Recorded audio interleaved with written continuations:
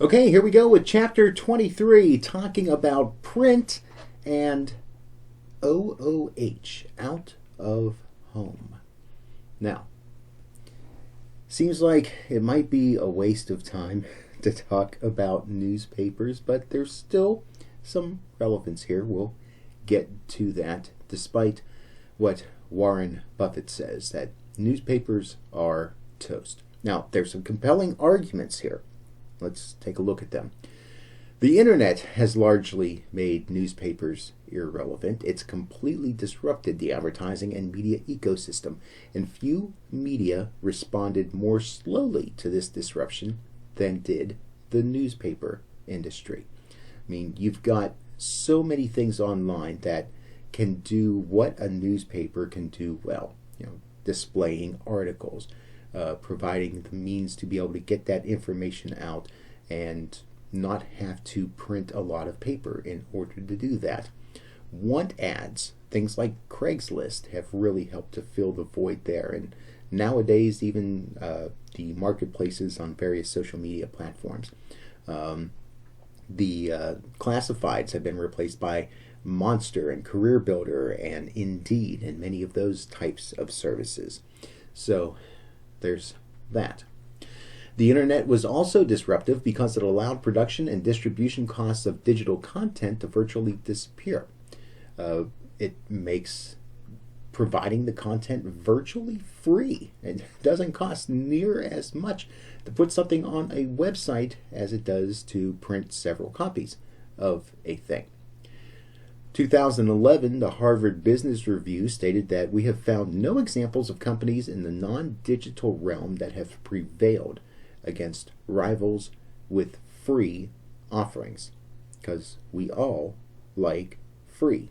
I mean, even just the thought that you have to go to a newsstand or to a box on the corner of the street and buy a newspaper, 25 cents, 50 cents, a lot of newspapers now $1 for the daily version and $2 to $3 for the Sunday edition. It's really hard to compete with that. When the internet had become a viable advertising vehicle by 1996, newspapers were the number one medium in advertising revenue. This was just slightly higher than all of television because there were so many things that you could do in a newspaper that really didn't work well on television or on radio. But now we're starting to see that the online space is able to do those things as well, if not better. As consumers began to shop more and more online, major advertisers like department stores began switching part or most of their budgets out of newspapers and putting them online, where they saw a much better return on investment. And the interactivity of the online space, to be able to look, not just look at a picture, but be able to look at it from different angles and have several screenshots of the thing that you're looking to buy, and virtually unlimited space to be able to describe the product and put specs and everything else on there. It just really turned the marketplace upside down and left newspapers behind in the process. Now, as far as programmatic is concerned, prior to the massive internet disruption, many newspaper owners, and many that were privately owned, they often thought of newspapers as being a public trust that were necessary to keep voters informed and to keep our democracy free. The newspaper was very much seen as the print public square. Letters to the editor and things like that, taking out classified ads to be able to share the common person's voice, to be a fair and balanced place to find information on different things in your area. But as public conglomerates began buying newspapers, too often their primary mission changed from being a public trust to making a profit. They weren't local in their communities. They didn't think so much about those sort of things that your local newspaper operator would have. And because of that, newspapers began transforming into digital businesses, hoping that strategy would save them from the accelerating decline of print. So they were just looking at how much money they could save in combining different jobs and combining different roles and relying on the online space instead of the expense and the hassle of print, and sometimes leaving certain customers just out without anything, especially those that aren't internet savvy. Now, there were some solutions that newspapers had tried to develop. The most common way newspapers are trying to keep their revenue streams coming in is to convert print subscriptions to digital, and many newspapers in several markets have completely gone digital to where there is no longer a print version. Many newspapers have developed other revenue streams as well, doing video ads, branded or sponsored content, sponsoring different events, having memberships for premium content. Wall Street Journal and New York Times, good example of those. E-commerce related businesses like education, trips, crosswords, all these different things, children's editions, and even going into donation models in some places. Another way that the newspaper industry is attempting to solve declining revenues is to merge or consolidate in hopes of saving money on various jobs and back office support, HR functions, anything that if a person didn't have to necessarily be in a certain market in order to do that job very much got consolidated. And even to the point where sometimes jobs that would really be good to have someone in the local area, those got consolidated as well. Circulation revenue is the main thing that we usually think of when it comes to how newspapers make money. Actually selling papers. An individual newspaper circulation is the combined total of paid subscriptions, single copy sales, and bulk sales. So bulk sales would many times be a good example of this would be if you stay at a hotel and the hotel offers you a free copy of the paper as part of your stay. That's one way to do that. Sometimes companies will buy newspapers for their employees. That's another method. Circulation revenue in the past traditionally amounted to about 20 to 25% of what newspapers would make. So now the other big revenue stream for newspapers would be advertising. Print editions base their advertising rates on average weekly circulation and the size and placement of an ad. So an advertiser is buying an estimated reach of people, and they're also buying prominence, how big the ad is, the location of where the ad is in the scope of the paper, and so on. Newspapers rely on outside circulation auditing firms to provide independent verification of their circulation numbers. The purpose of the auditing process of print newspapers is to give advertisers a high degree of comfort with the numbers presented to them by newspaper salespeople. Audits not only provide average paid circulation figures, but also record how many of the papers were purchased through discount programs and how many were purchased at regular price. So these kind of give those that advertise with the newspaper a little bit of comfort and kind of understanding where these newspapers are going, who's getting them, how they're getting them, and that gives a little bit of an indication as to how the people that get their hands on the paper are actually reading the content.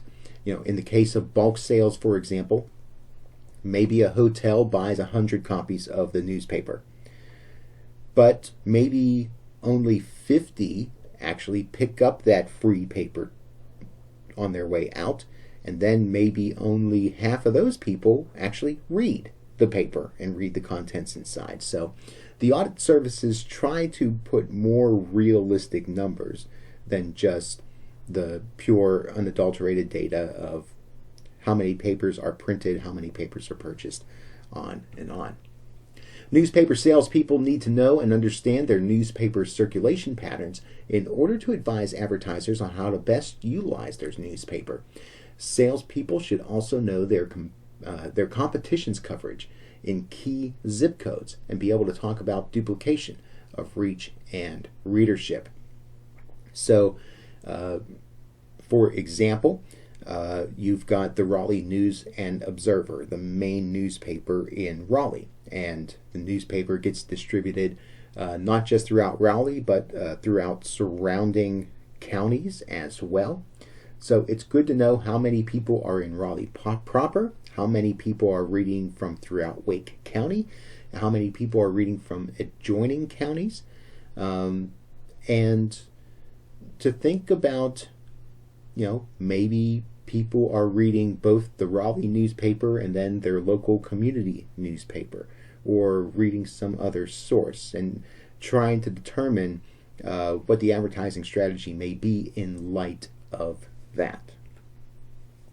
How newspapers are sold, again, you've historically have had where newspapers marketed themselves from the basis of they had two main different divisions within the newspaper, the company, I should say.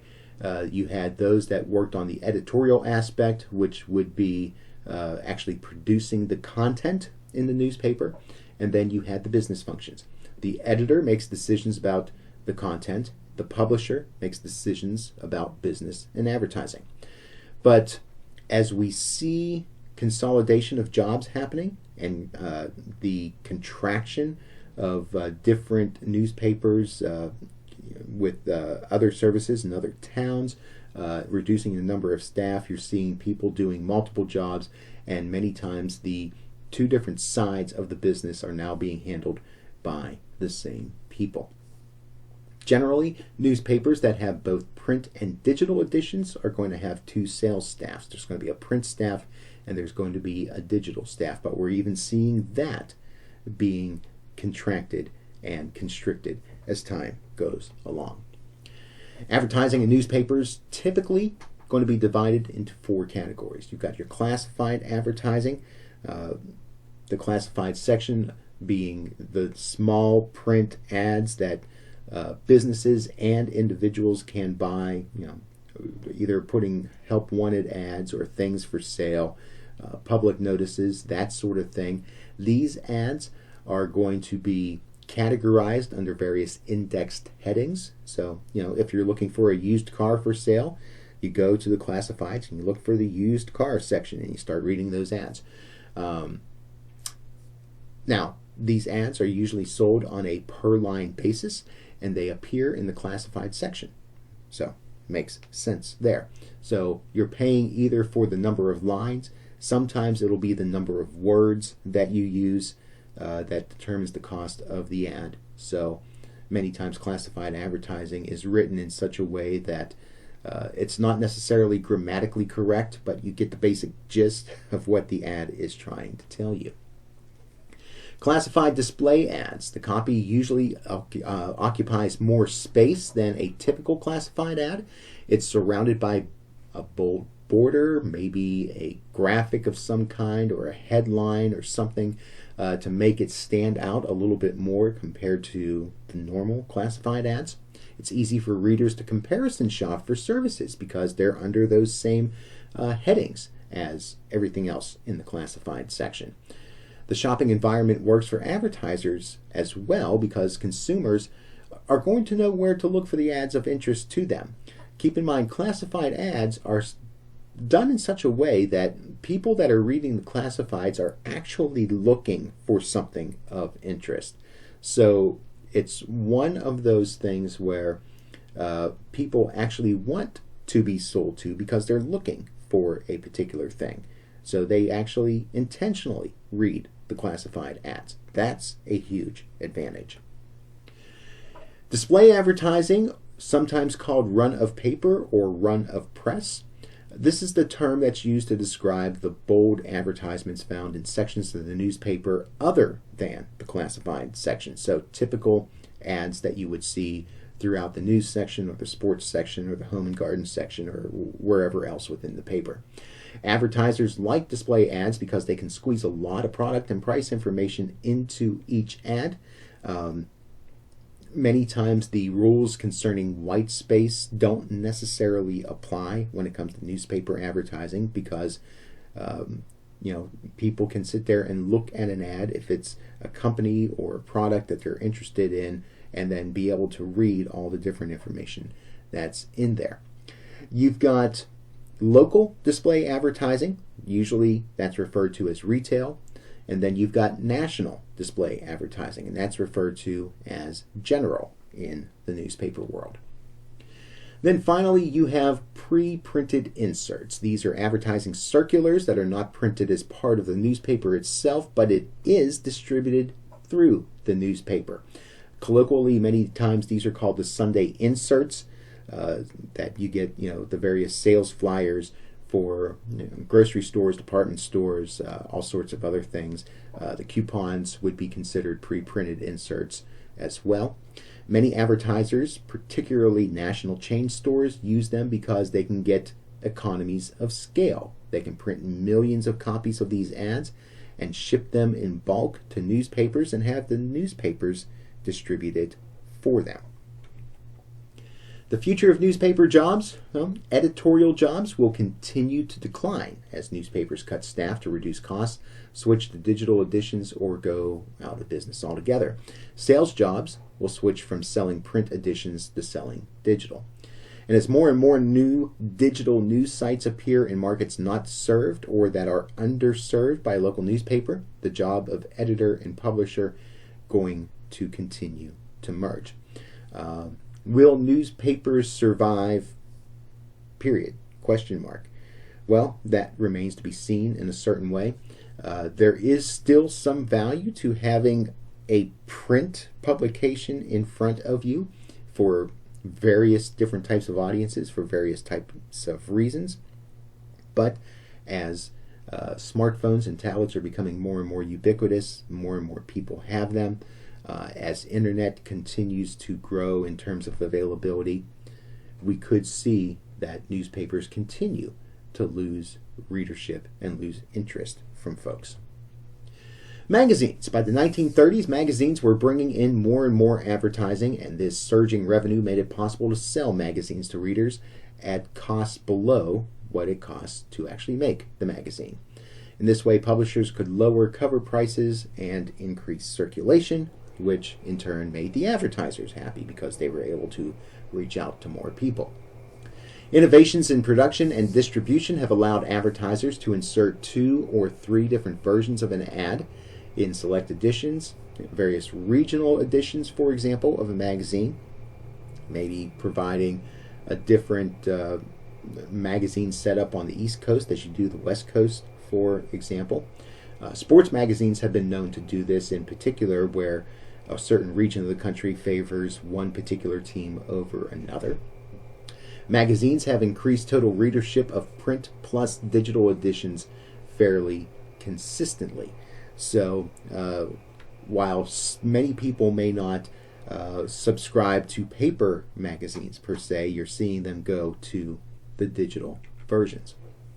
With the inevitability of most magazines becoming digital, the way magazines have been traditionally sold by offering full-page, half-page, various glossy ads on the front cover or back cover, that's not going to be important anymore. It's going to be more about placement within the website and how the ad manifests on the website, how it appears. Now, as far as advertising in magazines, some of the benefits, just about everybody reads a magazine in some way, shape, or form, whether it's a print magazine or a digital magazine. Most of us have a couple of different types of magazines that we are interested in. Magazine media provide valuable information, especially on topics of interest, where magazines many times do serve a certain niche audience. Magazine media gets strong support on social media, and magazine media provide excellent return of investment for the advertisers. As far as their future, the number of consumer print magazines has remained fairly constant, even though the more popular consumer magazines are moving to web-only editions. You find that magazine entrepreneurs continually find different niches of interest in order to reach out to different audiences. And you've also got various trade magazines that continue to flourish as new industries bloom. Now, as far as the print editions, they're still going to be valuable.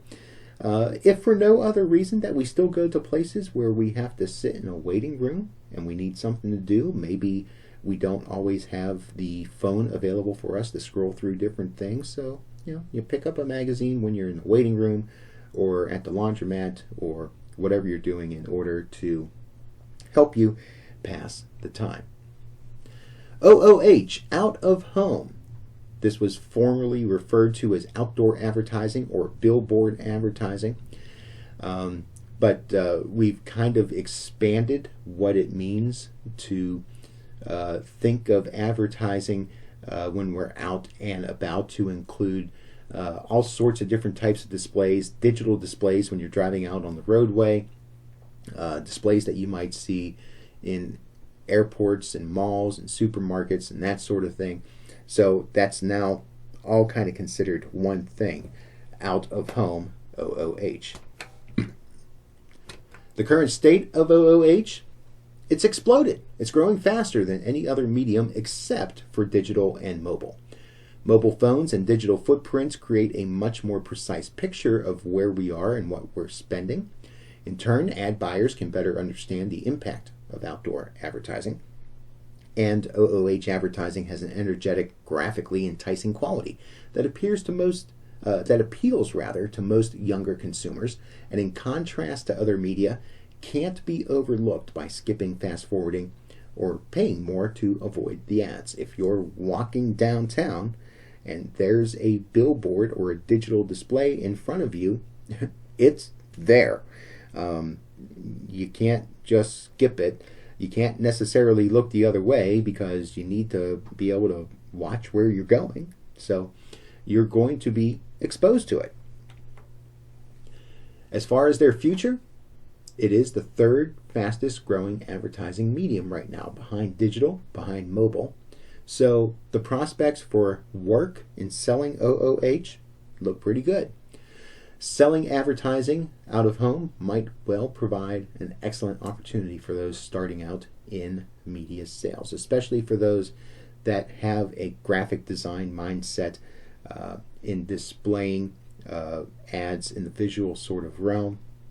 These things can be great gateway opportunities for those that are interested in a career in sales. That's the chapter. We can talk more about these things when we get together in class. Turn in your notes, turn in your study questions, fill out the survey, do all that fun stuff. And, maybe we can even discuss how what we don't typically think of as broadcasting or electronic media, how this alternative media, this other media, does make an impact on us in the electronic world. And if there's ways that it complements, or maybe it still is in many ways a competition.